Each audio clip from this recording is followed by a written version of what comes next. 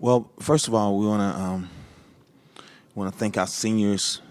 I told them a few minutes ago, we're not going to talk about the game slippage or what happened. What Victoria, Stacia, and Sharice did for Rutgers basketball and the Rutgers community was phenomenal. It's been 4 years since we've been to the NCAA tournament, and for those kids to fight the way they did, having 7 healthy bodies, trying to play as hard as we could, we're really, really proud of them. We couldn't ask for a better group to represent us, and time down the line, people are going to remember Stacia and are going to remember Victoria and remember Sharice because that was the group that got us back to where we needed to be. Rutgers basketball has always been a proud program, and Coach Stringer, the foundation that she's laid, now we're going to start seeing some of the fruits from that labor. Make sure we get the right person up there. Thank you, Coach. Okay, at this time, we're going to take questions just for the student athletes only, the student athletes. So whoever wants the first one, right here in the front, please. Again, please just try to identify yourself and your affiliation. Howard Megdal with High Post Tube. Stacia, question for you. When you think about the way the last few weeks have gone, the way it seems like the defense was performing at full bore, 40 minutes and being able to do that, do you think that there's something for the program to take going forward, that, this being even more a part of the identity than 55 already was? Of course. Coach has embedded that a long time ago, so this is something that we have learned over the years, and it's definitely going to be something that they key in on the next couple of years. It's definitely our bread and butter, and it's what we live for, and it's, yeah.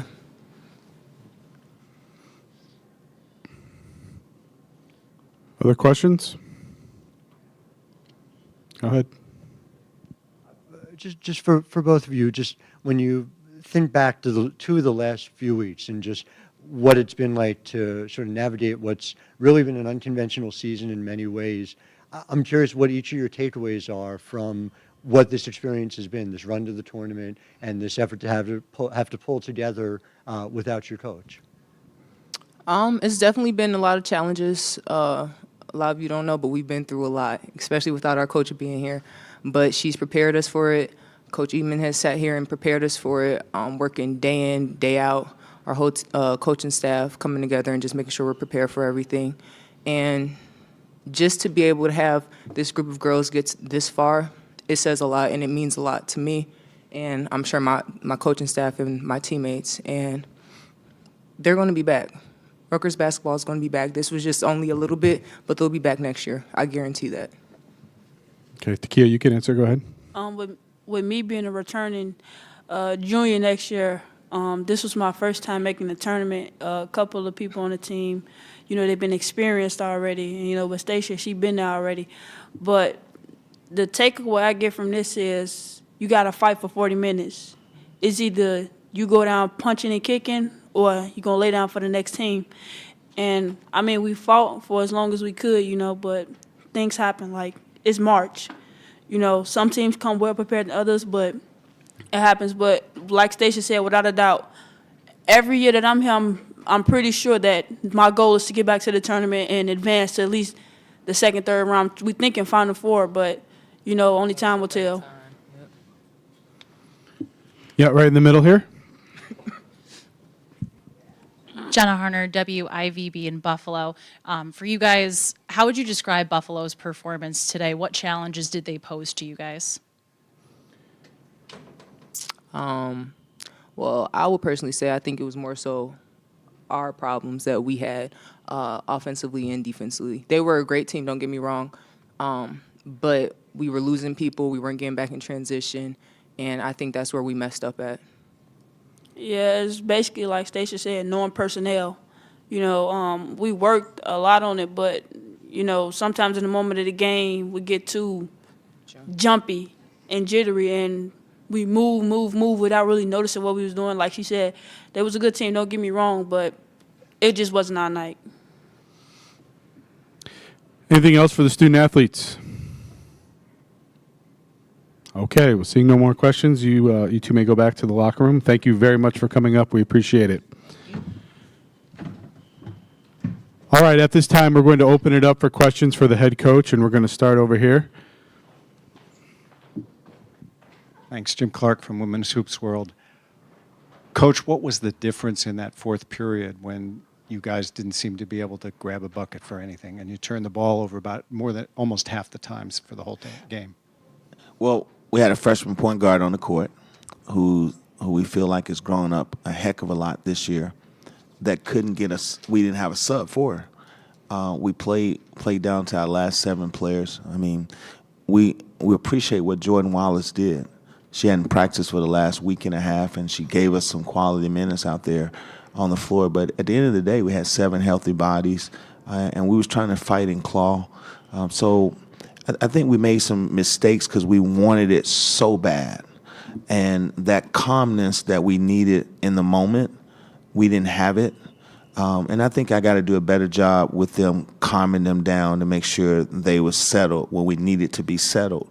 But I still thought we got good looks.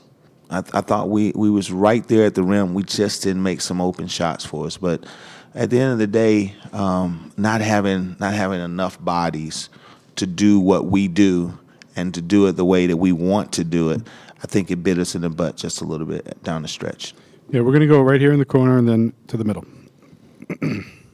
Coach Bill Paxton, Associated Press. Might butcher her name, but is Noga's injury, was it a sprained ankle or? Well, I haven't had a chance to talk to trainers about it or our medical staff. We just know they told us she couldn't come back. So we just kept trying to coach our kids and kept trying to fight through it. I mean, if anybody here knows Noga, I mean, you know she's a fighter. So if there's a will that she could have played, she would have played. So I'm sure it was something very hard. And so, but we haven't had a chance to talk to them about it yet. Right here in the middle. Coach Howard Mendel with High Post Hoops. You referenced Zippy a little bit, and obviously with Takia coming back and Narella, and you got Maori coming in, it feels like there's a foundation here. Does it feel, It is. that, even though it's a loss today, I'm just wondering if it feels like the beginning of something to you? Well, I mean, if you had been in the locker room, you'd probably echo what I said to them. It's not about game slippage. It's not about what we didn't do. It's about what we did do. Rutgers basketball has always been a part of the NCAA every year. I mean, Coach Stringer is always trying to get to a Final Four, not necessarily trying to lose an NCAA game or trying to get into an NCAA tournament. So for this senior class, through all of the adversity, to get to this point, I'm so proud of them. So proud of them.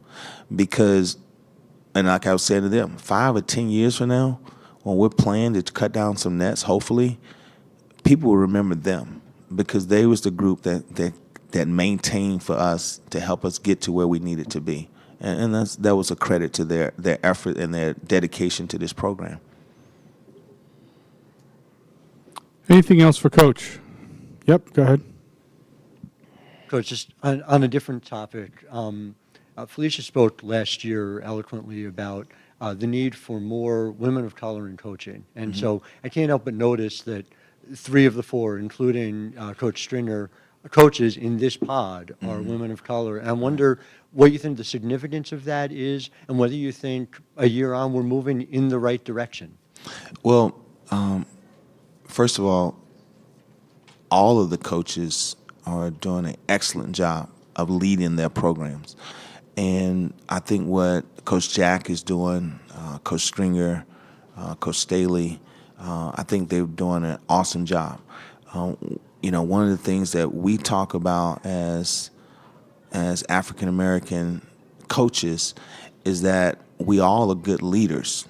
And so once we get an opportunity to lead, then people get a chance to see that leadership. So I think this step that we're making in the right direction as far as, and the first part is about interviewing. You know, you can't get a job unless you're interviewing for a job.